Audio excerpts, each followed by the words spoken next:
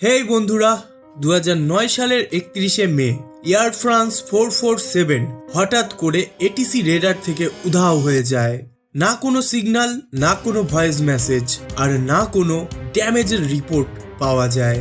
এই প্লেনটি হঠাৎ করে কিভাবে উধাও হয়ে গেল, কি হয়েছিল প্লেনটির সাথে?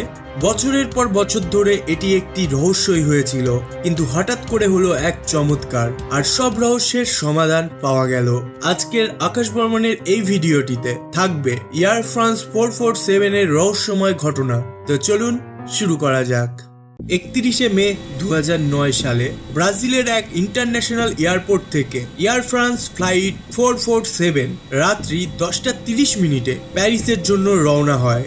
এই প্লেনে মোট 224 জন মানুষ যাত্রা করছিল। ব্রাজিল থেকে প্যারিস যেতে সময় লাগে 10 থেকে 12 ঘন্টা, কিন্তু এই প্লেনটি সেই সম্পূর্ণ যাত্রাটি করতে পারেনি। প্রায় 3 ঘন্টা যাত্রা করবার পর প্লেন যখন মাঝ সমুদ্রের কাছাকাছি চলে আসে, তখন হঠাৎ করে প্লেনটি এটিসির সম্পর্ক থেকে বিচ্ছিন্ন হয়ে যায়। সমুদ্রতে এমন হওয়াটা নর্মাল ব্যাপার। সাধারণত সমুদ্রের উপরের এই সময়টিতে প্লেনগুলি এটিসির রেঞ্জ থেকে বাইরে চলে যায়, কিন্তু সমুদ্রের ওই পারে সিনেগাল এটিসিও প্লেনটির সাথে যোগাযোগ করতে পারছিল না। এই রকম সময় এটিসির কাছে শুধুমাত্র অপেক্ষা করে যাওয়া ছাড়া আর কোনো উপায় থাকে না।